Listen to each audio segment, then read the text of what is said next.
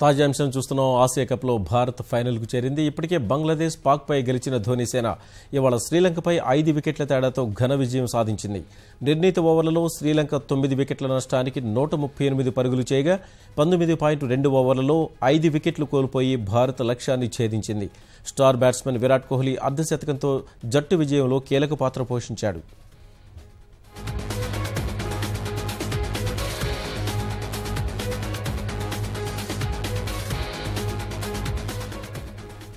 Asia కప్లో భారత్ ఫైనల్కు చేరింది. ఇప్పటికే బంగ్లాదేశ్ పాక్పై గెలిచిన ధోనీసేన ఇవాళ శ్రీలంకపై 5 వికెట్ల తేడాతో ఘన విజయం సాధించింది.